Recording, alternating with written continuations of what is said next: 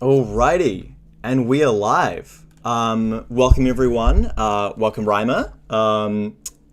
Thank you for coming on. So lovely to have you.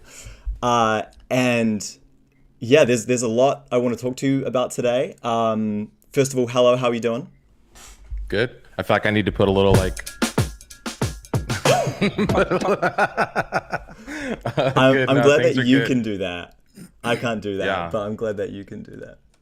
Yeah. You got it. Like I got a whole control set up over here. So anyway, I'm doing good.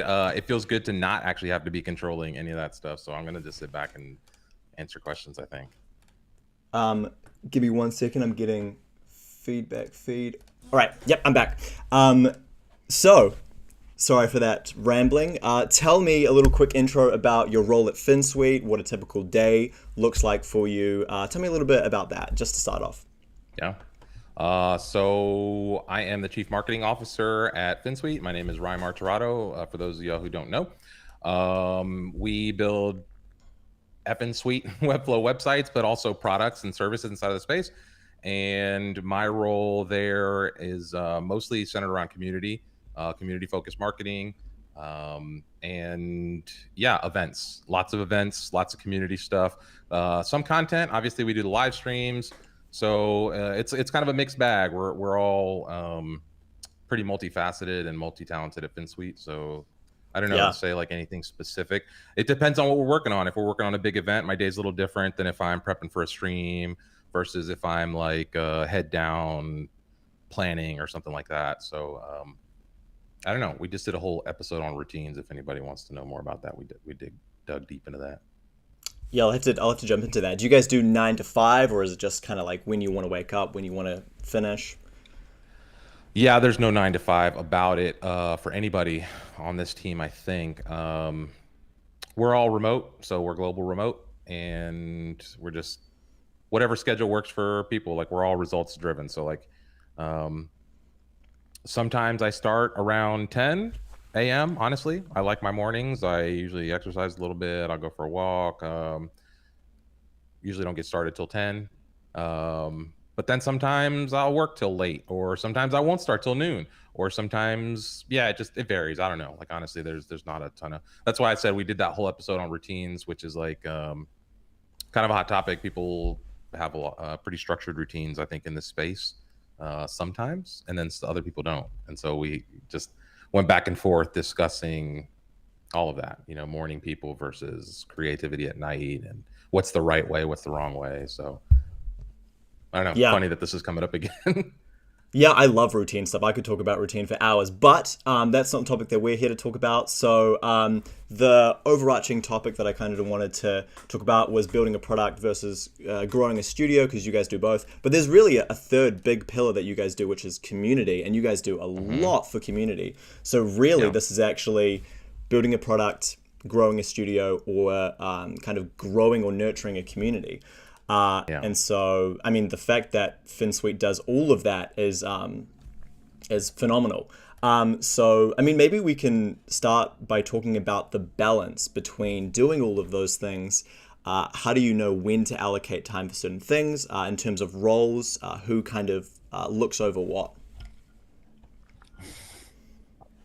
I don't know. I think people think there's a lot more structure than it is. Like FinSuite is just really talented people doing like working together on projects in like small groups, like little tactical groups. There's not a big like structural hierarchy here. There's not a lot of big like I don't know. I don't know what half the team is doing, honestly, Mm. most of the time. You know, um, so I can speak to like community stuff. I can speak to content. The agency and the community side are fairly split. Where like the agency's working on client projects and generating new leads, whereas the community side we're focused on like products and support and events and stuff. And so I don't know. We're not at the point yet where we've got these big departments and there's like lots of big like structural processes. Like each little group, each little team, each little like SWAT team has their own processes. They have their own little things. But we're just kind of starting to tie all that together now and figure out how do you like connect all these parts, these moving parts into like the next thing, right? So we've got a lot of Mm. people with individual talents that are doing cool things in different ways. And yeah, as we like take on more projects or do different things, we add people to the team, and we really just figure out how to blend that. And we're just kind of doing that in real time right now and putting some of those systems in place, to be honest. Yeah, definitely. Like we're And in we're just term, trying to figure all of it out. It's so unique. Like this is all so unique. So we're really just trying to figure out like what the heck's going on and deliver at, the highest capacity as fast as we can, yeah, yeah, very cool. And in terms of pushing all of those three areas, how does Finsweet set goals for the different areas? Do you set goals? Are there things you're trying to achieve by a certain time?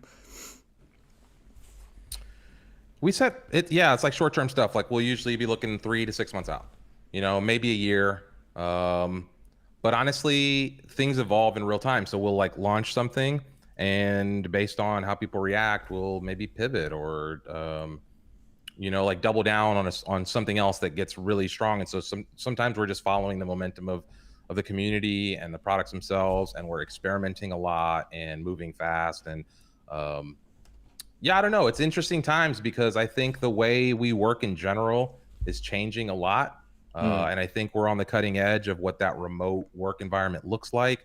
And we put a lot of faith in the people that work at Finsweet to be autonomous and very entrepreneurial. And so a lot of times the projects people are working on, they've come to us and they said, hey, this is what I'm super passionate about. Or they were already in the community doing a certain thing, and now they're just doing that for us. And so where we can, we make sure that we're all pulling in the same direction. But a lot of times, like again, they're just small teams of people working on like little initiatives that they're super passionate about, and then where it makes sense to plug them into other parts of the team, we all push. And uh, I don't know. I don't think there's a lot of places that operate like this. A lot of people ask Mm. questions like this about us, and I had some of these questions. I had these questions all the time. I'm like, hey, well, got to do this and that and the other. And it's like because everything I'm used to is like that.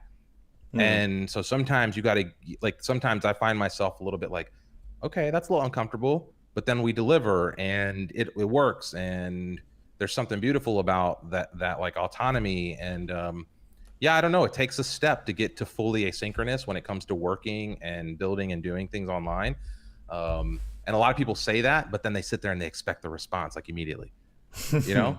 And so we don't, we like, it's just not that literally like sometimes we'll be in the, and nobody ever like walks away mid conversation, but sometimes you may not hear back from somebody for a few hours or a half a day or a day, Mm. and we just all know the deadline is the deadline, and there's the touch points that we have set. And then in between there, like whatever you do is on you. Right. So Yeah. there's, yeah, I don't know. Like it's fairly non-traditional, but it's also just, it's like some amazing chaos. It's beautiful. Amazing chaos. Yeah, I love that. And remind me, how long have you been at Finsweet? Is it around 2 years now? Just under 2 years. So yeah, like 1 year, 7 months, something like that. So 1.5 years. Yeah, and kind of the time that you've been there, how has focuses for Finsweet changed or evolved since you've been there? Yeah. Well, when I came into Finsweet, like they were kicking ass as an agency, and obviously in the community they had legs because they were doing this CMS library, and they had a couple like Webflow hacks, and they had some things out in the community, but they didn't really have anybody that was coordinating events or leveraging that activity or doing any of that. And so that was one of the reasons I came on to Finsweet in the first place, was to really help shape some of that stuff over time. Um, and to be honest, since I've started till now, it's been like a tremendous shift because we're doing so much. We've got so many more products than we had at the beginning of that time. So I think at the time I joined, CMS library was a thing, and Webflow hacks was a thing. I think I can't remember if the Weglot collaboration was like right before or after I joined, but somewhere right around that time. But there Mm. wasn't a lot like we have now. Like now, client first is like becoming a benchmark in how like development and Webflow. Attributes is a huge library of things. The extension is massive, and so like when I came in, one of the first press conferences I think I remember doing was talking about how Finsweet was going to make the shift from like agency stuff and design work to development only in Webflow. And we've lived up to that. I think that's been the biggest Mm. thing over the last year and a half, has been really shifting away from being known for just beautiful designs and crazy interactions in Webflow to being the team that's setting the standard for how you professionally develop at scale inside of Webflow. And that's been a cool transition to watch and to be a part of and to just, see. So while we don't have a lot of like real hard established rules about how we work, we are all super passionate about Webflow. And it's really cool to be a part of a team that just loves to do that. Like literally everyone on the team is world class at Webflow in one way or another.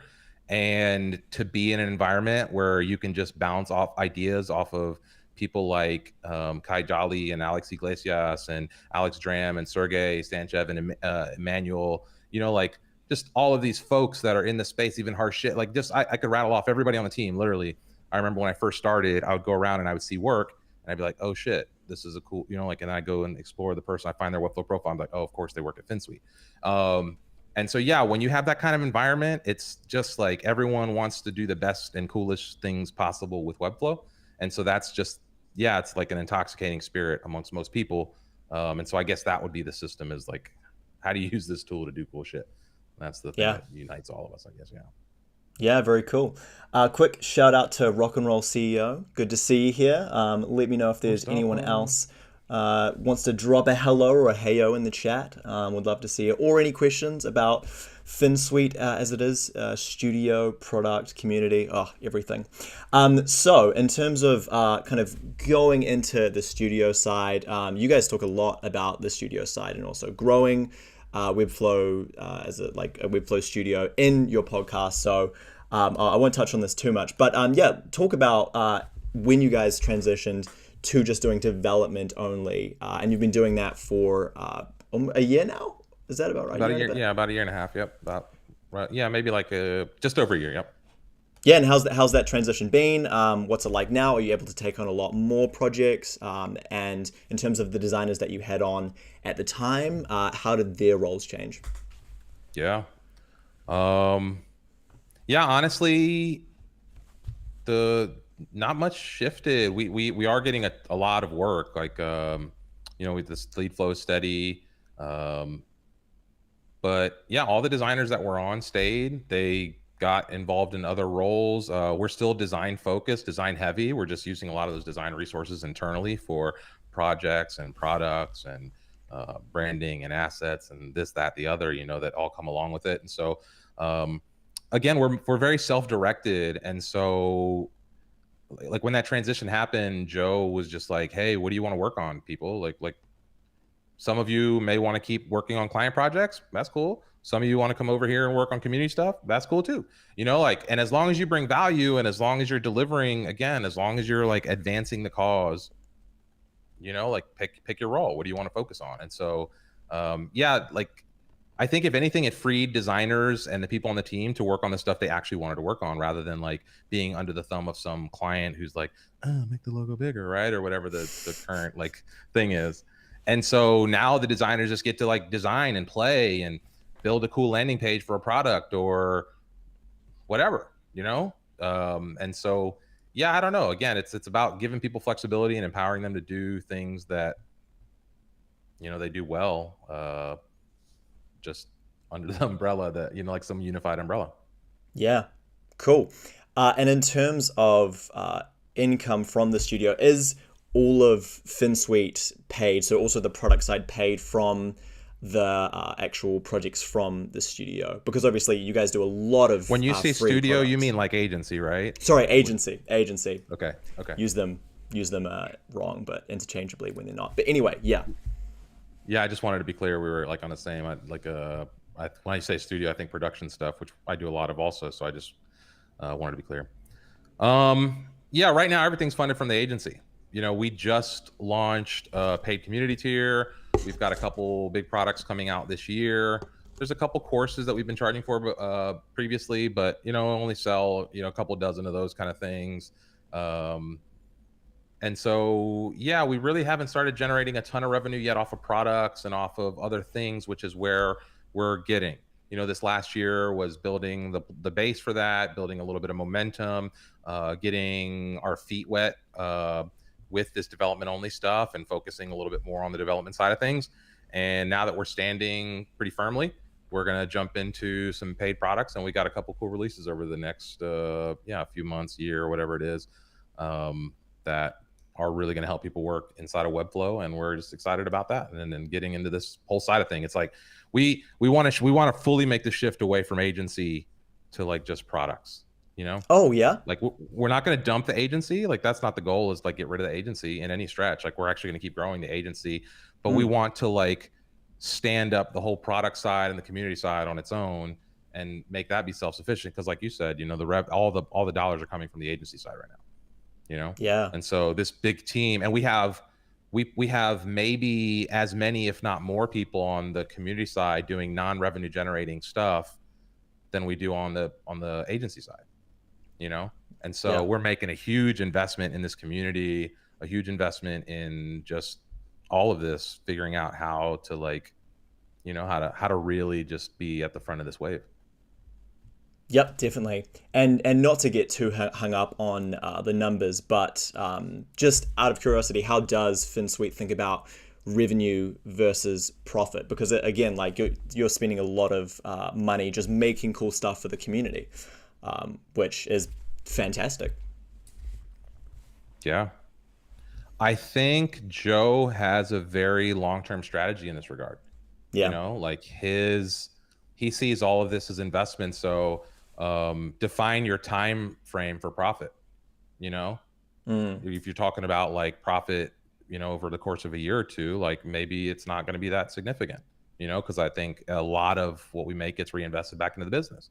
But if you're talking about over the long haul, you know, like then I think the strategy makes a lot of sense to really just do what we're doing in a way to get people excited and to build the community and to, you know, just really provide as much value as possible before you start asking for a little bit of money, so that when you do start asking for money, it becomes a no-brainer. You know, we talk about this on the Growth Show all the time. And so, and this is where Joe and I align in a lot of ways. I think a lot of the current internet model is powered by free, but you can do that in a non-predatory way and also then make ad revenue on top of that as a business line. And I think that's what we're starting to see in this no-code space, in this creative economy, in this maker space, et cetera.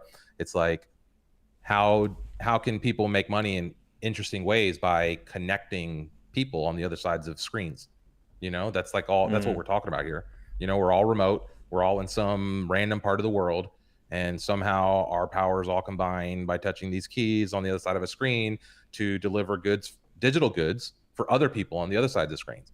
And so I think that is like we're just at the beginning of seeing this. That's what the no code movement's all about. And so, yeah, I think we go back to that new business model. It's a whole new way of doing business. It's new for most people. It's new for us. You know, there's no playbook. There's not a lot of companies. There's not a lot of books written about how to build this kind of company. You know, you can't go like study that. So I don't know. Yep. Maria's in the house. Hi, Maria. And Yannick. Yeah, cool to see everyone here. Cool. Yeah, in terms of the product side, how do you guys think of new products, or when someone has an idea, how does that idea slowly get to the point where it's like, okay, we should actually start working on this?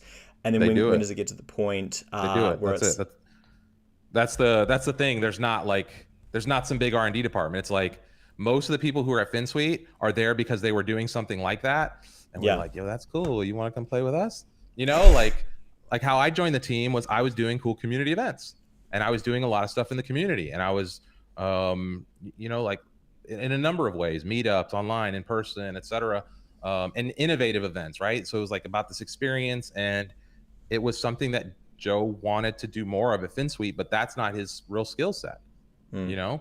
And so it's like game on. And so there wasn't a team where he's like, oh, let's get together with some, you know, group of founders or whatever. And they're like, let's get some events and community started. And then, you know, like it was just, no. Like who's doing this in the space that's doing it really well? And how can we pull them in, give them some resources and, you know, like pour fuel on the fire. Same with like everyone on the team. Like you hear people talking about like finding talent, you know, and it's hard to find the right. We don't have that problem, right? Like people are literally, you know, hey, we want to work for you. Like we get messages all the time, like, hey, you know, like how do I get in? That kind of thing. And so it's kind of it's a different shift. It's a lot of responsibility on the person to provide the value, but those projects come because those people are trying to do cool things in Webflow in general. So as we innovate, as we're all trying to like, we're like, oh shit, how do we do this? And a lot of times those things come from solving problems for clients. Sometimes it comes from solving problems for ourselves. And so like just, yeah, the more we work with Webflow, the further we try to push Webflow, the like the more solutions we come up with and the more little unique ways we're like, oh, what if we could use it like this? And then that usually leads to like, I don't know, can we use it like that? And somebody writes a little JavaScript or somebody gets behind a little thing and they start tinkering. And the next, like, hey, so this worked. What about this? And so, yeah. And then that just becomes a ball rolling down a hill, just becomes a snowball, just grows. And then gains momentum. Maybe we test it with a small group and, whatever else happens. Yeah. And I think attributes is a really good example of that, because of the fact that it's this kind of big product that's made up of a lot of little great ideas. And you can just add, if something new comes on, you can kind of add that new idea to this already existing product. Correct. Yeah, and the CMS library to bring attributes up to replace the CMS library with attributes doesn't do like 100% of what the CMS library did, but exactly like you said, it's very extensible. And so we're going to continue to add attributes and different things. Again, I wish I could tell you about some of the stuff that's coming, but 100%, it's going to get better. There's going to be a lot more. And in the next few months, it's going to be good. It's going to be good in Webflow. And just thinking about kind of evolution of product, the way that the CMS library turned into attributes was really interesting, because again, CMS library a little bit more complicated, a little bit more to work around, because I learned how to use that. And then as soon as you guys refine that into attributes, it's way easier. A couple of pieces of code, barely that. But you couldn't really get there without that first step. Yeah, I think yes, and it kind of paved the way. It showed the model. CMS library was before my time, and attributes. I kind of wasn't sure what it was when we first started. Like I was like, okay, this is cool, and then you start digging in, and you're like, oh, this is super cool, and then you start seeing the full extensibility, and you're like, oh, this is really cool. And again, it's just going to allow us to stack, right? And that's where that, the ability to take the next step as a products company, comes. There's so much potential in this space, especially if Webflow opens up the back end a little bit, which we expect over the next year or two, right? Like even if it takes them 2 more years to figure it out, like. Yeah, very cool. There's one question. Maybe it's more of a question for Joe. Maybe you can touch on it. Let me know. But Joe seems to have a ton of experience. Even when he got started with Webflow, where did he get all his business knowledge, point of views from regarding business? And also would be good to know your previous experience with business, because I'm pretty sure you already managed a team directly before joining Finsweet. So I imagine you also brought that knowledge into Finsweet as well. Yeah. Joe follows his gut a lot, to be honest. Joe has experience in sales prior to Finsweet in a number of different channels. I would encourage you to check out one of his podcasts or something that he's done, or one of those previous episodes. We talk about his background. So I won't speak to his past experience, but he does have past sales experience. And I think he's very intuitive in that he sees this industry. He sees how it's evolving. He understands the basics of sales. And he's just kind of operating in a space, again, we're all kind of pioneering out here. So Joe is where a lot of people on the team draw their confidence from. So I think in the context of just giving people the freedom to operate and do whatever they do, I don't know. I don't know where he got that from, to be honest. I don't know where you get that. He puts a lot of faith in people and just empowers them to go do good work. And I don't know if you can teach that as a business skill, or whether that's just like a learned trade or what. I honestly don't know. Yep, definitely. Cool. So if I kind of rewind back to kind of coming back to the theme of this, Finsweet is obviously this massive agency now with all these different products and stuff, and so I guess it's a lot easier for them to add little bits and bobs to it. But if we come back to the freelancer or the solopreneur who's doing Webflow projects for clients and who's thinking about, do I start to grow as a studio? Do I find another person and start to grow that way? Or, I kind of have this idea for a product. I'm curious to see where that goes. How do they make that differentiation between the two? The difference between a studio or staying freelance?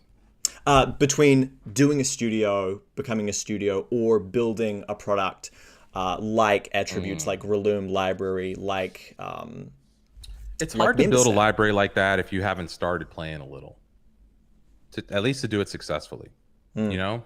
So, yeah, I don't know. And that's a big You question, got, obviously. yeah, you got to start like tinkering with stuff, I think. And in my mind, you got to learn by building and by selling and by understanding. And then as you do that, you can find unique ways to solve other problems, and those maybe turn into products. And in my experience, those are the best kind of products, rather than, some just pot shot. We've got an idea and we're going to spend 2 years and then $500,000, building it before we touch it. Like, we know the problems on the front lines of Webflow. We know how things work. We know what people face. We know where the holes are. We know the limitations. And so, like, when you know that stuff, you're like, okay, well, now that you know where that is, you could build on it, And so then you start building and you start experimenting. So I don't know. I don't know how, like, especially in this space, a lot of people think they know what Webflow is. And so how would you build a product for what you think it is until you actually know what it is?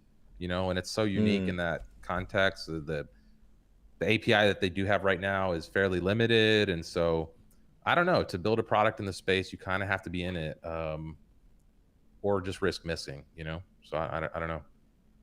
Yeah. And I think, maybe in some ways I'm talking for myself as well as someone who loves the freedom of being by myself and wanting to try different things. That's kind of with client work and having slightly tried that studio side, because someone asked me if I'm planning to build a studio. Kind of tried that studio side. It didn't fail. I just didn't push hard enough and I got too scared and it didn't work. But for me, the growing from the 1 to the 2 as a studio feels like the scariest part, because I don't know what it is, how scary it gets past that. So yeah, I don't know if there's anything to touch on with that. But yeah, the 1 to 2 is a big leap for me. Yeah, I would look at it as going from 1 to like 1.25 to 1.5 to 1.75 to then 2.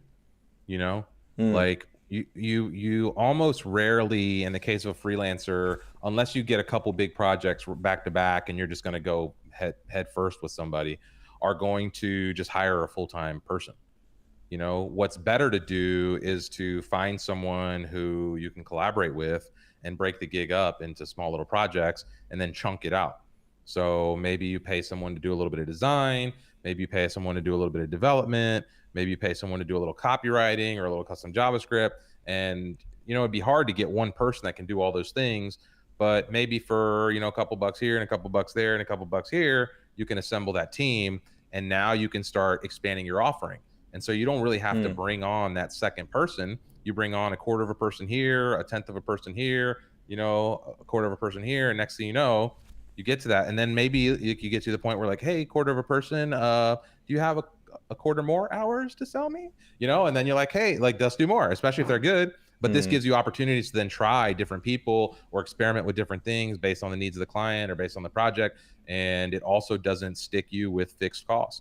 At that stage, fixed costs are hard to navigate because they put so much pressure on you, and you don't want that. You just don't want that. Yeah. That's why you don't want to be in debt going into business, right? You want to be kind of free with maybe some runway. Yeah. Same thing here. If you've got $10,000 project and you've got somebody who you got to pay $5,000 or $6,000 a month, well, shit, you better hope you land a couple more $10,000 projects, right? or otherwise that one project's got, paying him or her for a month and a half, and then you got nothing. So like, yeah, fixed costs early on. Like, don't do that. Don't do that. Yeah, and I'm re-listening to the very first episode that you guys did, which was basically growing from one to more, and lot to learn from that. Joe goes into a lot of stuff, which is absolutely fascinating. Yeah, that was going to be my recommendation, was to go back and listen to episode 1, and a couple of those first episodes were just about starting and us telling the story of what and again, Joe mostly, because I wasn't around for those early days of Finsweet, Yeah, cool. I want to pivot slightly to kind of some because I read a lot from books, so some quotes that I love about web design and the kind of space, and maybe we can just dissect your thoughts on them, whether they're true or not, whether you agree with them or not. And this could be fun. This could be not fun. It's just just right off the bat, as a stated like position in life, I'm like the consummate cynic / antagonist. Well, this is going to be good then. This is going to be very good. All right, let's do it.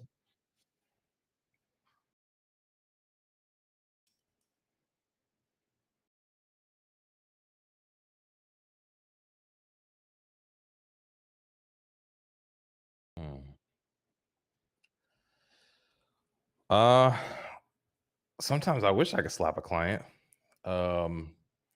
There was a phrase in sales when I was in car sales, when I got started in sales, where it was like, you got to peel them, you got to hit them sky high and then peel them off the ceiling, So I don't know if that's what they're alluding to here, but yeah, typically a lot of people start lower, or cut themselves off from potential income because they start low. So maybe this person's saying, hey, like, charge more, charge what you're worth. A lot of people talking about that in the space.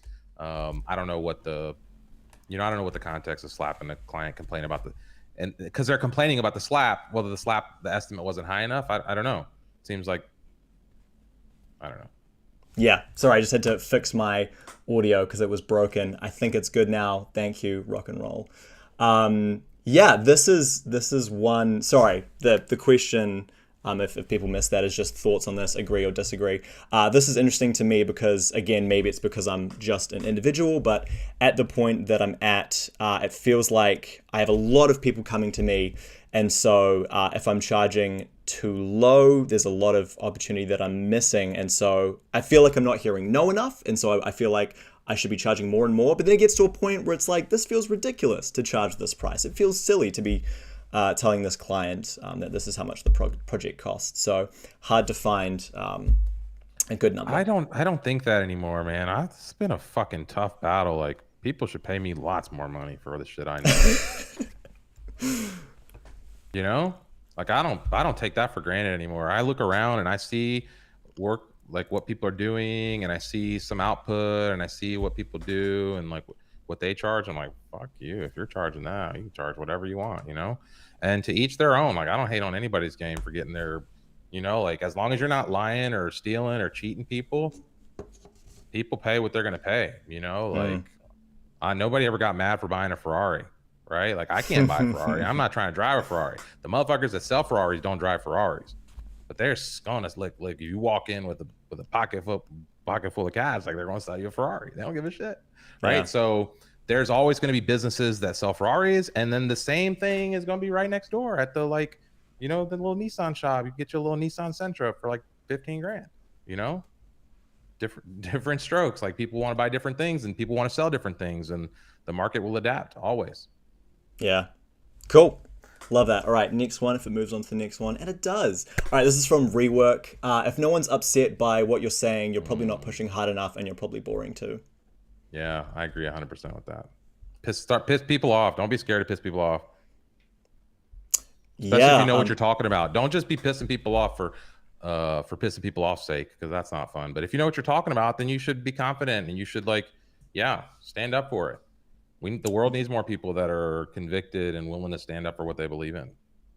Yeah, definitely. I think early on, like, kind of imposter syndrome, I was very worried about. I mean, I don't have very strong opinions, but very worried about saying, like, oh, this is even in a tutorial, this is how I think you should do it, for people being like, no, that's the wrong way to do it. That's a stupid way of doing it. So a lot of imposter syndrome of like, should I really be saying that this is the way to do it? Like, do I really have any ground to stand on? So that's been a hard one for me, and I imagine is still a hard one for some people. People forget that they don't think about like the psychological hierarchies that just are like that exist. The that we fall into like different various archetypes, and that the people who are creators and builders and tinkerers are typically not of the same archetype of the people who are the entrepreneurs and the salespeople and the executives, right? And this is why things break out. And so, like, the creators are typically more empathetic. They're a lot more agreeable, right? Which means they're not good at delivering what they think is a high quote or saying something that might offend someone or stating a position as a certainty. Whereas the other side, right, does, right? They're more confident, even if they're wrong, they'll be a little more confident. Whereas on the creator side, you may be a little more reserved, even if you know you're right. And that's something that people have to learn how to get over. They have to learn how to recognize those things. They have to understand their archetype. They have to understand their personality, and then they also have to understand the person they're dealing with. Some people, they'll need to match that energy, and some people they'll need to be a little more firm with. They might start experiencing certain times where they have a hard time connecting, but it's because they're missing that energy, or they're missing that level through which they can actually connect with that person. And I think that's something that's not taught. That's something Joe and I really harp on. That's why we started the Effing Growth stream, as opposed to doing a stream where we could teach. Like, we're both like really good Webflow developers. We could have started teaching tutorials, but there's like so many people doing that. We're like, let's teach people how to build. Let's teach people how to sell. Let's teach people how to do the things they don't really know how to do, right? And so that's, both of our backgrounds are in sales, and in that regard, I think we bring something very unique to the space, because I am, while I do still have a sales background, I am deeply creative. Like, I am an artist myself, and so I have and understand all those other things as well, that introvertedness, that, you know, like more empathetic, like more agreeable type, except for I'm not agreeable at all. Like, I'm the opposite of agreeable. And so somehow I've been able to cross those lines, and that plays well in the creative space, and especially when it comes down to like demanding your value, which is what that quote like breaks down to. Yeah, definitely. And I could keep talking about this. I could touch on Chris Do, who is absolutely fantastic, but also a little bit scary, in my opinion. Like, I love him, but ooh, that guy scares me. And he has a very strong personality, and I think that's part of the reason why he is where he is. He's very happy and confident to say, this is my opinion. Yeah. Yeah, there's certain people that just can't get out of their own way. They they're too, I come across them all the time as freelancers. They're amazingly talented people, and one year I meet them, they're freelancers. The next year I meet them, they're still freelancers, and they would love to grow, but they can't seem to figure out how to build the business around it. They're always delivering high quality work for the people that are hire them, you know, but they end up being like they're never actually landing the client deal. They're never landing the client face deal. They're always one layer deep. Right? They're always being hired out. The agency lands the work, and then the agency hires them. Yeah. Whereas if they took another step forward in their initiative, if they took a little bit more gumption, if they positioned themselves a little better, they could be taking those clients. Like, we're in a day and age where you don't need to have an agency to go be credible enough to go get these deals. You, as a 1 or 2 person shop, can go get whatever deal you want, right? Small teams are killing everything all over the place right now. And so, you know, like, don't limit yourself because you think X, or because, you know, like, just don't be the one that tells yourself no. Let them tell you no. Don't be the one that tells yourself no. Nice, love that. That's actually a fantastic quote. Cool. I have a couple more. If anyone in the comments has a good quote that they know, a good book, web design book, or anything that they want to recommend, feel free to pop that. Or if people agree or disagree with this one, it'll be interesting to know in the comments. This is from The E-Myth Revisited, another book that I love. You need to create a business that is systems dependent rather than people dependent. I don't know if you have read that book and know what that touches on. I can kind of talk further on what that means if you need. Yeah, I get that. I disagree with that kind of. And I think this is built around the McDonald's mindset. He talks a lot about right. If sure, at a certain point, yes. But I think also we're not in that. We're not at the let's build the next McDonald's or let's build the next Henry Ford stage. Like nobody here is. Nobody should want to be. Like that's the old business model.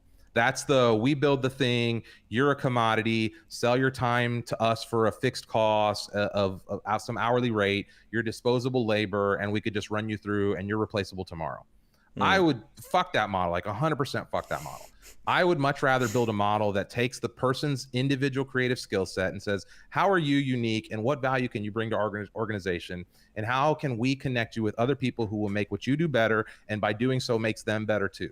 And those become like new collaborative types of organizations that are redefining the way that businesses work right now. And I think that's the model people should aspire to. And sometimes you can't create systems for that. I think that's why what we started talking about at the beginning of this was that like we don't know what's the system. Like it's just really talented people figuring things out. And maybe as that grows, systems will evolve and we'll then pin them down and we'll like optimize and we'll turn that into like scalable things. But at this point, I think a lot of what we do is not scalable. And there's another quote, I don't know whose quote this came from, but it's something like, sometimes you have to do things that aren't scalable in order to find ways to scale, right? To find the things that do scale. And so a lot of times you have to do things and experiment with things that are not necessarily easily scalable in order to get to the place where you can do this, to build this kind of system that will go, big enough, that will do the thing you want to do. So whatever that's worth, Are there any standard operating procedures or anything that looks kind of similar to that at Finsweet? Are they kind of scaled back so people have more freedom to do what they want to do? Like I said, it's that's as much freedom as you want. Like there's no system that's like top down. When you come in, you're like, it has to be like this. There's development stuff that needs to be in line. There's quality thresholds that need to be met. There's certain things, but like, yeah. And then there's checklists for like, okay, before we deliver a website, you got to make sure all these things are done. And like, yeah, you got to make sure all the meta tags, the accessibility, and there's checklists and things like that for these processes. And obviously for onboarding clients and, like it's a whole different thing. That's a whole different ball of wax, right? Like that's the agency side. That's a little more structured. What I'm talking about and the lens I'm funneling all this stuff through is like the scrappy community, creative products, building shit side where there's no real, like, there's no rules, there's no rules. Cool. I got one more and then we'll get back to chat because we've got a couple things here. I can't remember what book this is from. Can't remember where I heard this. There's a difference between learning the craft of what we do and the professional act of selling it for money. I think that's a big one within Webflow. Some people just don't know the business side, the money side, and they are very good at Webflow, but they can't crack that barrier. And you kind of touched on that before. Yeah, we just touched on this in the last episode. A lot of people, and again, this goes to the creative empathy thing. It's easy to fall into, I'm comfortable, I'm building, look at this cool thing I did, I share it with my friends and everyone's like, oh, that's beautiful. And you could just do that for a long time and be like, yeah, look at me, I'm so good, look what I can build with Webflow. But like Seth Godin's saying, there's a difference between getting excited about learning this new skill versus marketing that skill or turning that skill into a marketable, product or something that you can actually take and monetize or that you can consistently generate revenue from. And that's what I mean about having to take that shift. At a certain level, as a creator, you're always going to want to tinker and make it better and do the thing. Whereas the salesperson or the entrepreneur, the business person is going to want to take it out and like monetize it. This is why, like, think about in the music industry, like the artist would, the record would never be done if it was up to the artist. Right, the artist would always be in the studio just tweaking. Oh no, the little beat. There's a little. Oh no, there's that one little mismatch of the thing and the whatever. And it's like, no, fuck that. The producer takes the things, they do the thing, and then it's like, go away, And then the salespeople take it out and run with it. Now what we're seeing is the artist is getting more involved with selling themselves and direct out. But even then, like they'll sit in their hole for 6 months, 8 months while they build, but you see the people who are prolific are the ones that are pumping out content daily, weekly, monthly, they're just boom, they're churning it. And they are the ones that find the gigs. They're the ones that figure it out. Because the market is the test. The market is the real test. If you sit and create for a year and never let anybody see it, maybe you think it's good. And if you're going to keep it for yourself, okay, who gives a fuck if it's good or not, or if the world thinks it's good or not? It doesn't matter because it's just for you. But if you're actually trying to make a living at this, at some point you need to test it against the market to figure out whether or not you can sell it. And to do that, you want to do that kind of as early as you can. And then you see, okay, well, this works a little bit or it doesn't. And does the market want this or not? And then you can maybe modify it and then adapt and adapt and adapt and adapt. And next thing you know, you get into something and people are like, oh shit, where did that come from? Well, it was 6 years and a whole different thing. And we bought a new URL and now it's this clean brand. And it looks like a startup that just came out of nowhere, but really this has been grinding out for 7 years. Yeah. Right. And so, yeah, I think like there's people lose the sight of it. And again, creators a lot of times because of their tendencies, internal emotional tendencies, like lean towards finding the comfort and not having to do that, because people people might tell you no. You might get your feelings hurt. Someone might tell you, like, you might find out that this thing you've been spending 8 months on is shit. And that's like, I'd rather keep it in the dark than anybody tell me it's shit, right? No. Come tell me it's shit. Tell me tell me how bad it is. So like, let's get out of the way so we can get to the good stuff, Yeah.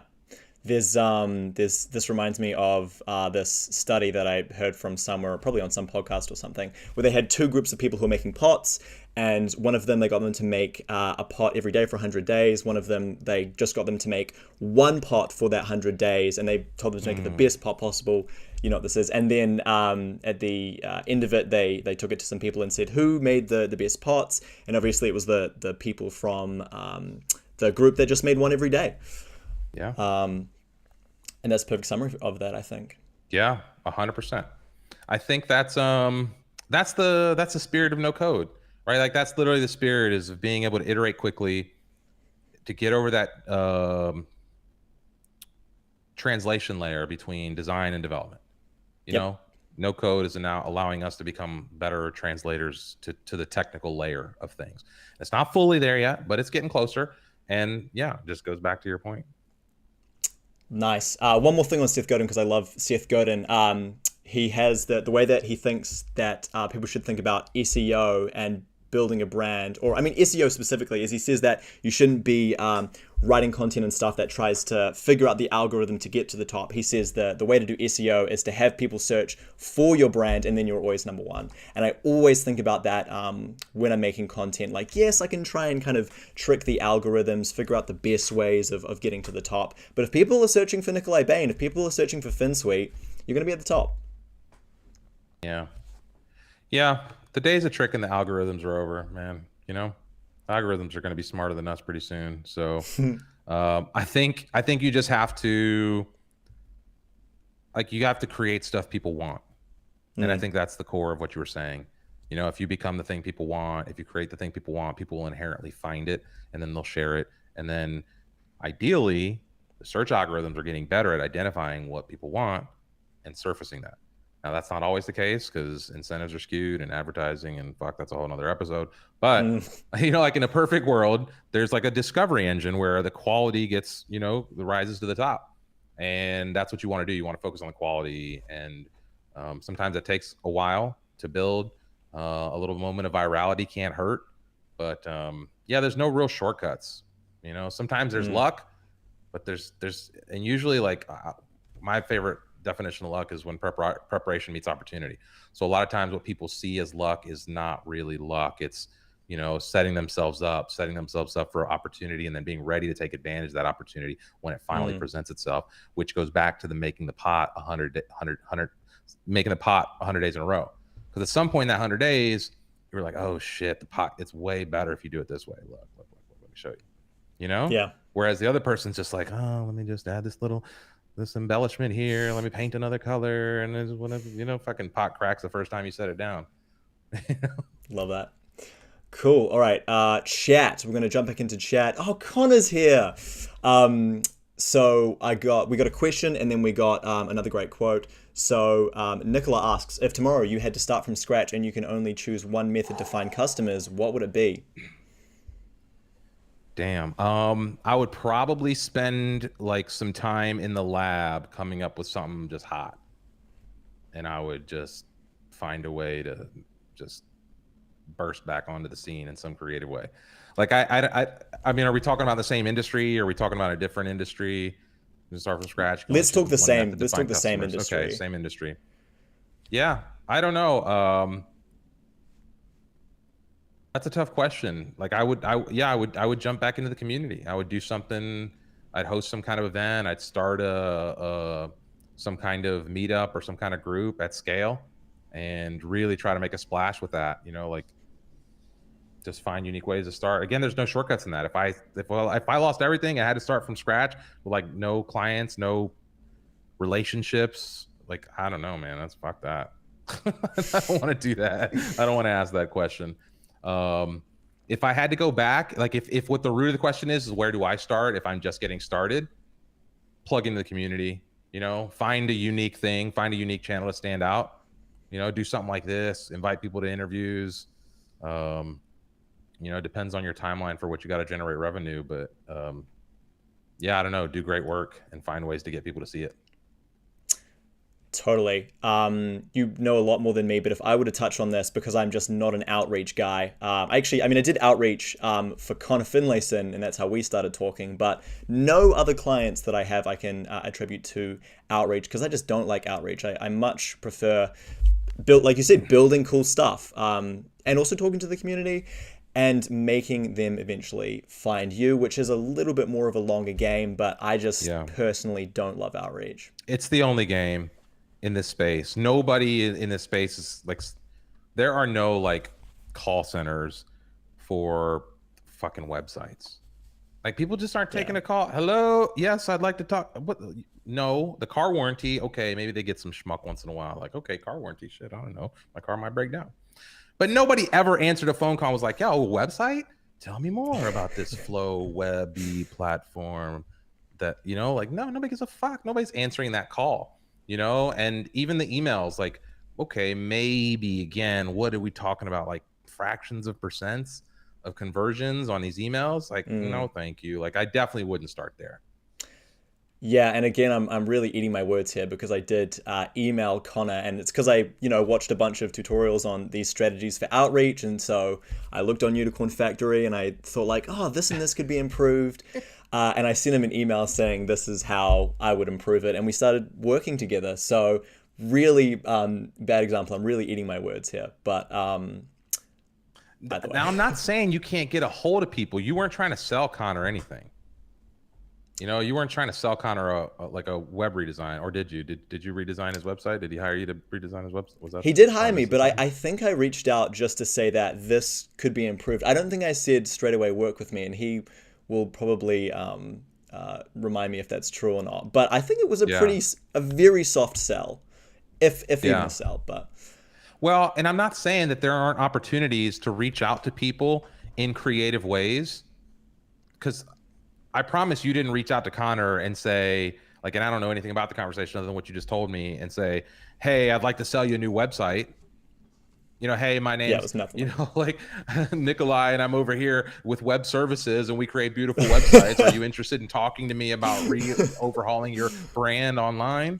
Like, no, that's not what the fuck happened. You reached out and told him something interesting about a site that he takes personally, and he's probably very introspective. He's like, oh damn, this actually good feedback. And Connor's the kind of guy that will let somebody who does a good work like do good work. So yeah, like, you can reach out to people in unique ways, and the cool thing about this business and this whole space is that you can like build those relationships over time, and that you can reach out to random people, and you can like make these interesting connections and turn that into money. Or collaborations or whatever it is. But yeah, I don't know. Like, it's about the approach. It's about how you phrase that. And you didn't go there looking for a web deal, or maybe you did, you want to start the conversation. That was a good tactic, but it's just about how you present it. Yeah, cool. Well, we have 5 minutes left, and there's two things that I can do. We can either talk about community, because we haven't even started talking about building a community, and obviously you've been massive in terms of doing that for Finsweet. Or I can talk about little quick fire questions, and we can run through a couple of those. So I'm good. I'm also not on a hard out here if we go a little over. So okay, well let's jump into community. Let's go through that, and then let's quickly do some. I'd feel more comfortable on the community stuff than I would on anything else. So yeah, of course. Well, why don't we start with Finsweet Pro, and then let's work back to how you started to build out that community. But if we start with where Finsweet's at this point, which is with it is not showing up with Finsweet Pro. Once that comes up, maybe it's not going to. how did we get finally to releasing Finsweet Pro, and tell me a little bit more about it. Um, I think since I started with Joe, the plan was to get to a paid community tier. Mm, Um, and not specifically around community, because that's the unique thing. Like, we wanted the community tier, we wanted the paid tier, like, and we're really cautious about this now. The paid tier is like all about products and early access and testing tools and mentorship and education, because the community is so valuable and important to us. Like, we always want to give back as much as we can, and so we're going to keep doing like events and the streams and lots of stuff for, free for the community. um, but yeah, we wanted to have a place where we could get a little more intimate with folks. Like, we're at the point where it's hard to give people one-on-one time. um, like, people would just be surprised the number of inquiries that are coming in all the time for little things, yeah, whether it's like a little question about this, or, and a lot of times, because attributes and some of these things are complicated to set up, support is like a troubleshooting thing. And a lot of times it's somebody set it up wrong. And so it's just, yeah, like, you get overwhelmed with stuff. And so to be able to offer a higher level of hands-on experience with learning some of this stuff, with using these tools, with, really getting involved with the stuff that we're working on that's going to set us apart is the products. We wanted to just create a vehicle for that to kind of take shape, and to pay for some of that, right? Like, custom support costs some dollars, right? Like, yeah. if we're going to put people to work on the support side of things, like, sometimes that requires some resources that, again, are taxing the agency side. And so we're trying to figure out, can we support these products kind of self-sufficiently in a, very cyclical way, right? In a very sustainable way. Yep. Yeah, definitely. And for me, when I saw Finsweet Pro, I was like, finally a way that I can pay for the stuff that you guys have been doing. Yeah. Yeah, love that. Love Yeah. it. And we'll actually double down. Like, we got so much stuff coming for this community. Um, yeah. So I wouldn't expect anything really to change from the community standpoint. Mm. Um, but it does let us operate on, again, the technical side, on the tool side of things, in a way that we can offer services, that we just would have been harder to do without this. Yeah, yeah, very cool. Starting back, I guess, from the start of building up this community, what have been some of the challenges around building it? Um, I think the biggest challenge we face right now in the community, like, if I had to be 100% frank, is the perception that, like, the community stuff is like all Finsweet stuff, you know? Mm. Um, or that, like trying to get collaborations on the community side where people think they're like just supporting the agency rather than actually doing stuff for like the Webflow community. And so our focus in a lot of ways has been, how do we support this community, but also, make it so that it feels like it's not like people aren't just building Finsweet as they do that, which they are, and we know they are. We're always around the edges. We're always going to support this stuff. And so, yeah, I don't know, like, just really organizing the different sources where people can interact, right? So, like, if it goes back to like a technical problem, it's figuring out where this community lives and where they are and how to unite them and how to communicate with them. And that's really where this pay tier comes in. It's like starting to organize the folks that we're impacting. What's interesting to me is that it's a very different community that's forming inside of that pro tier than is in other places, like on the stream and stuff. It's more, again, it's more people who are using these tools to deliver on client sites. It's a little bit different conversation in certain places. And that's kind of what we thought would happen. That's kind of what we wanted to foster and enable. And so, yeah, I don't know. This is it's a big experiment. It's a big experiment. Yeah, definitely. I just realized I'm looking like a vampire right now compared to you, who just has stunning lighting. But I'm gonna ignore that. And I think you've already touched on this question just now, but just really focusing on it. How do you bring a community together that thrives when you're away? And I mean, I guess that is a part of what Finsweet Pro is. So how do you bring these people together and get them excited, but then keep them engaged when you're not there? we don't keep them engaged when they are like, I mean, we keep them engaged like when we're doing a stream or something, and then people get engaged with learning with tools. But other than that, you know, like we're all just engaged because we love this platform and because we want to learn how to push it to the next level. And so as long as when you know you create tools that let people do that, there's a very unique feeling when you finally master Webflow or when you get proficient with Webflow, and that feeling compounds the more and more comfortable you get with the tool.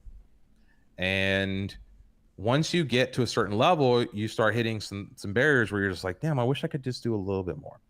And when you then find the thing that unlocks some of that little bit more, well, then that becomes very important to this feeling that you have inside of you, of this power that you've just unleashed, this creativity that you just unlocked, right? And so that the same thing that's driving the Webflow community growth, which is just an amazing product, leading to people having this feeling inside that leads them to want to share that with other folks, is the same thing that kind of drives us because we're just a subset of that same game. And so a lot of people try to force community. A lot of people, you know, they got to like be in there nurturing it real carefully. And then sometimes a community forms and products form around that. And people just want to be around that atmosphere. And I think that's kind of what's happening here. It's like, we all know we're doing something cool. We all know we're on the front edge of this wave that's coming. And we all want to like somehow get involved in the next tier of things. And so that's what's happening. You know, and we're just trying to like keep that momentum and then pour fuel on that fire whenever possible, you know, take it to the next level or throw some interesting event like the open house. You know, that open house last year was super cool, but it was nothing like this last one we just did. And the next event that we do, I promise, is going to knock the entire community socks off. Like, I promise that like nobody's seen anything like what we're about to do next. Exciting. Very cool. And then how do you balance kind of doing these kind of sessions where it's kind of everyone focused compared to individually focusing on certain people? And I struggle with that in terms of the fact that I'm starting to get a bunch of YouTube comments like, oh, how does this work? How do I add this? And it's starting to get tough to keep up with these individual use cases where I'm trying to help everyone. Yeah, that's hard. You got to balance it. I think it just depends. You know, focus your attention on the things that provide the results. The Pareto distribution, 80-20. You know, if YouTube's not paying your bills, don't spend a lot of time on comments or chasing stuff down. You know, like spend your time chasing the clients down. But if YouTube's paying your bills, then spend a lot of time in the comments and figure out how you can get more on YouTube, right? Like, so I don't know. It just depends. We all have the same exact 24 hours in a day. And so it's about prioritizing that time and pushing the attention where you want. If you want to get really good at Webflow, well, you're going to like, you can't get good at Webflow reading a book. Like, you can't. Okay. And then no, you got to fucking get in front of Webflow and start doing the thing, you know? And so like, it always just comes down to like what works for you. Do a lot, experiment, try different things. And then, you know, if you're not learning, then you're probably not self-aware enough. You're not like, you know, like you're looking at what you might be doing wrong. Yeah, I wasn't aware that we're allowed to use props. I have a fidget spinner. I have this is the real prop. This is how much of a fanboy I am. Oh, love that. All right. It's like every time I drink, it's an advertisement for Webflow. Nicola asks, what platform do you think is best to start a community? There are so many different options. I hate them all. I do. I hate all. I don't think there's a good community platform out there yet. There's like Circle that everyone's like, oh, Circle. And I'm like, it's basically like a Facebook feed with like tabbed categories, like, you know? And then you can live stream to it. And I'm like, you know, and then Discord, it's like, I've been a part of some Discord and you just come back, it's like this wave of conversation. I'm just like, oh, fuck. You know, it's like maybe in the moment it's fun while you're gaming and it's chaos. Okay, I totally get it. You're on a chat, you're on audio. Okay, that's a thing. Live streaming, I love. Like, I think this format's great. I think Gather's great for community stuff, for hanging out. I think real connection. You want to start a community, find a platform that lets you connect with real people face to face. Twitter is amazing. So I'll talk about the ones that have been good for me. Twitter's amazing. You want to connect with somebody, everybody's Twitter DMs are open. Like you'd be surprised who you can just reach out to on Twitter or LinkedIn or whatever. And then whatever, you got to find a channel to communicate with. Some like Slack, some like Discord. Connor is saying Circle is sick. I'm a huge fan of Circle. If I had my like, it's okay. Like I'm not trying to talk shit about Circle, but Maybe yeah, just again, different use cases.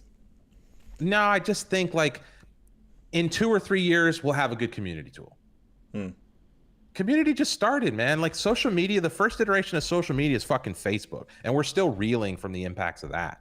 As a society, like we still don't know what impact that had on us. It's not a fucking good platform. Like maybe their groups thing is cool. Okay, there's some value there. I get it. And that's kind of what Circle is, right? It's like a private group. It's like a Facebook group, but on your own server with private authentication. But there's still like a lot of somebody's building it right now. I promise you, somebody's building the real.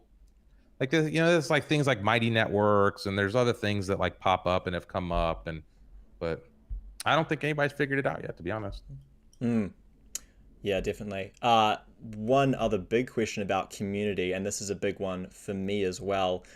How do you get past the fear of getting to that point where the community feels like it's starting to not run itself, but there's stuff happening there? So the early numbers of community, when you're starting to try and build a community and the numbers are low and people aren't really talking to each other, and you haven't got to that point where it's really working for itself yet. How do you get through that? How do you get past that? You got to be the one. Like, what do you mean? It's got to be 1-to-1 connections until it becomes 1-to-2 connections, until it becomes 2-to-2 connections, until it becomes many-to-many. Like it's got to be. Nobody's going to do it for you. Like nobody's itching to start a community for you. So if you want to start a community, like you have to be on the ground level. And starting a community is like starting a business. Like you have to like be that invested in those relationships. And you have no idea the amount of time I spend on one-on-one calls. Like, you have no idea how many times I do this exact same call, except for it's just a Zoom call. It's not streamed, like it's just and so, yeah, you got to put in the work. There's no shortcuts, and especially no shortcuts when it comes to building relationships with people, meaningful relationships, or doing streams or content that people can, like Emily Giordano, who does this podcast, and we've connected a little bit just in chats since she's interviewed me. And there's like a little, like just randomly little things come. She shared a little video earlier today where they mentioned Finsweet in a meeting. I was like, oh, so like the little relationships are forming, and that's how it works. Like creating content, people get to know you, like somehow, some way you start connecting, and then people are like, yo, how do we do more of that? And then you figure out how to do that. And then maybe that's events. Like this is why events are so cool. Because you create an event like the open house event. I wish I could have just attended that event. Like I was running around the whole time, and I didn't have any time to just stop and like chat with people, because you're orchestrating all this thing, and so like I don't know, to go back to that early phase, you have to find interesting ways to spark that conversation. And to me, that's like good questions. That's bring something that's trending in the community and start a topic around it, right? Like, I don't know, find a way to engage the conversation, just like you might with, some cute girl you're trying to date, or some business partner you're trying to court, or I don't know, right? Like, how do you get people's attention? How do you got to be interesting. You got to come up with some point of reference, some commonality. Yeah, definitely. And I think with that, I imagine you wouldn't recommend starting a community in a closed off app like Circle, where you have to sign up, or Discord, where there's some friction, compared to one where you can just easily jump on like YouTube or I guess Twitch and start putting those comments there. Or maybe you disagree. Yeah, I don't know. You kind of want some kind of, you kind of want a gate. I think I want a little bit of a gate, but not much of a gate. So I like the balance of it. I think the balance of it is great. It's like the YouTube stuff could be the top of your community funnel, and the Circle thing is your, conversion. And so lots of people will watch your YouTube videos, but maybe only a small percentage of those will come to be in your circle for any meaningful contributions. And so it's just layers of engagement. And just like anything else, you get better at doing the things that bring people into the top of that and bringing them full circle, no pun intended, into your community, you know? Yeah, very cool.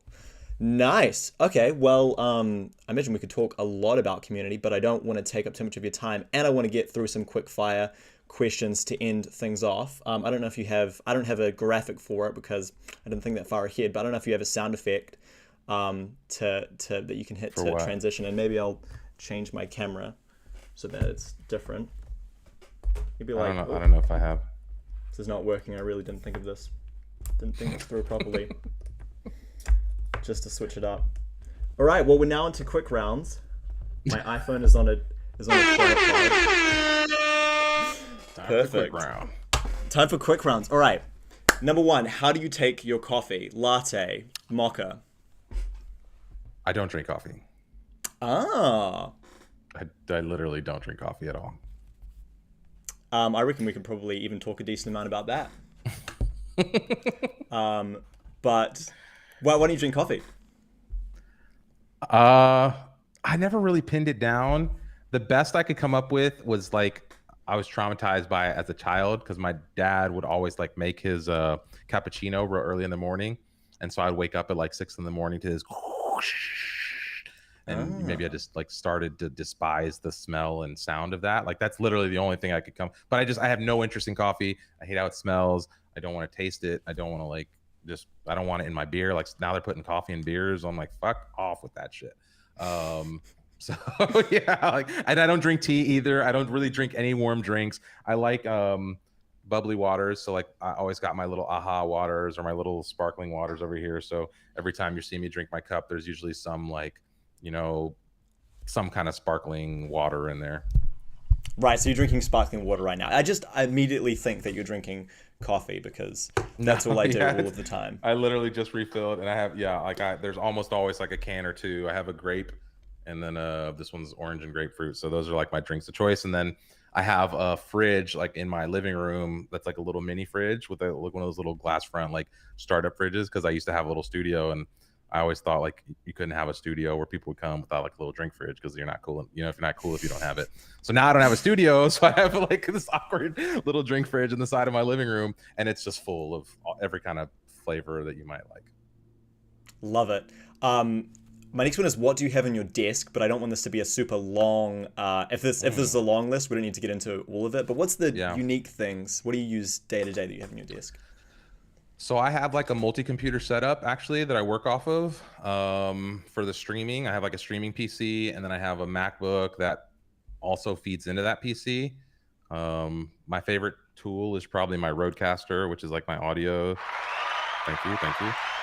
And my Stream Deck, which allows me to do like all of my transitions that you see. So I even have them like here that I can awkwardly shift out of. So yeah, I don't know. It's like I'm actually thinking about doing a video specifically on the setup because it's a pretty sophisticated setup here. Nice. Cool. I love setup videos as well. Like desk productivity videos. I love that stuff. I eat that stuff up. Early bird or night owl? This can vary on the day, to be honest. I go back and forth.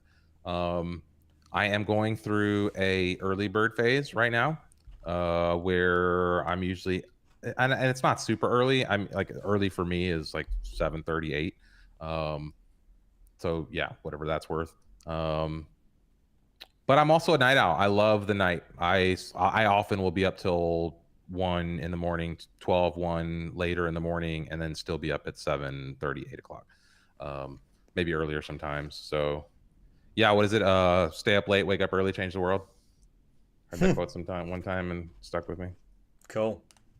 And still no coffee? Still no coffee in the morning. I honestly don't know how you operate. I know coffee. No breakfast very often, honestly. Must be a lot of sugar in your day to get you through the day. No sugar. I'm just like, dude, I'm just a naturally like, yeah, no sugar. Like I don't eat a lot of sugar. Yeah, I don't know. I'm naturally wired. Yeah, handy. What books do you like to recommend, both related to Oh, web design and business, but also not related? okay. There's a book called Don't Make Me Think, if I'm thinking about UX and UI and web design, by a guy Yep. named, I think, Steve Krug or something like that. Yep. No Great no book. relation to Joe. Steve Krug, I think. Uh, let's see. Outside of that, that's just a good for like thinking about how to build, like how the user is going to perceive your experience. So if you're thinking technically minded, like that's a good book. I always recommend people getting started. Um, I like philosophy. I like politics. I like life. I like psychology. I'm reading Meditations right now by Marcus Aurelius. Um, I just finished. Oh man, I'm trying to think of the last one. The last nonfiction book I read was something called "They Thought They Were Free," which is an interesting story. But I don't know. I do Audible a lot, and I do a lot of podcasts.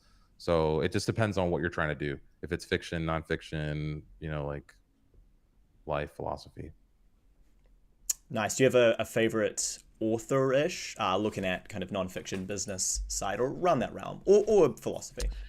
Um, I've really enjoyed reading like Steven Pinker, Enlightenment Now. You'll all know Harari. His stuff is great. If you haven't read like 21 Rules for the 21st Century or a book called Homo Sapiens, those are both great. Um, The heavy reads, very thick yeah, reads. super heavy reads. That's kind of like where I'm at right now. Like I'm in deep trying to understand society, the incentives that power society, Mm. psychology at scale. Um, like how these systems work, why like mass movement starts. Like I'm deep into all this stuff right now, trying to like just see where can you tinker, like where can we as creatives really start like pushing on the levers of this world.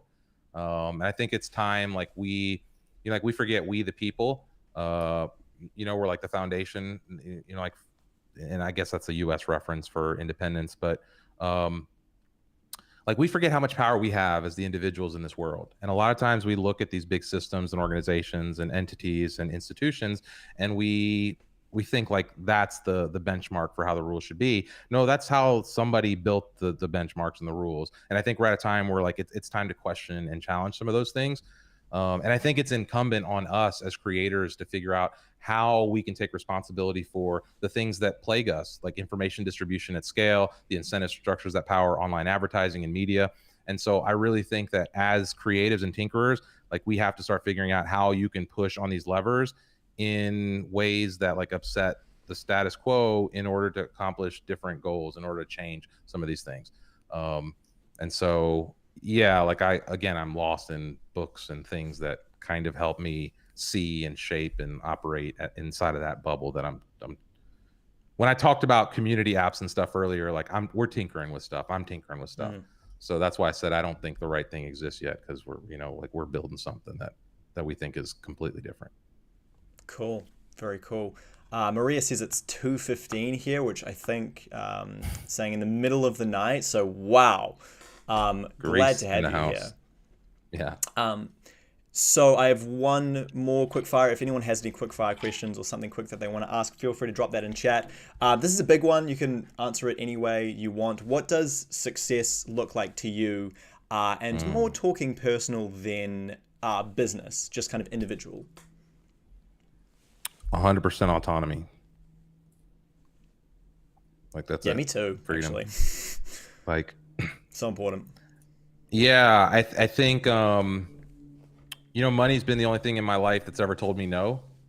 And so removing that potential as a barrier has always been like some kind of motivator, not necessarily because I want to like buy all the nicest things, but because when like I'm an idea guy, and when I get an idea, again, the only time I've ever run into limitations or hurdles with ideas have either been technical limitations or financial limitations, right? Mm. And so I am getting to a place where the technical limitations are starting to slowly disappear. And next, I would like to figure out how to get to the place where the financial limitations also disappear. And then once you hit those thresholds, it's like, how can you do that for other folks then too? Or how can you then pass that on? And so for me, success is having full control and never having, money tell me no again in my life. Yeah, that's interesting, and I could probably continue on this conversation because I have questions around the like still having autonomy or freedom while trying to also grow a big business that can sometimes eat through your time, and that's been a big thing, a big kind of internal struggle for me is if I want to grow this business, am I then giving away some of my freedom, which I'm starting to enjoy a bit more of? Yeah. Yeah. Yeah. That's always the question because you could have a nice lifestyle business and really never push it past a certain level. Mm, Um, or you could really buckle down and scale. And to some people, that means like giving up all your time. To other mm. people, that means finding ways to delegate and, like remove themselves from the critical path.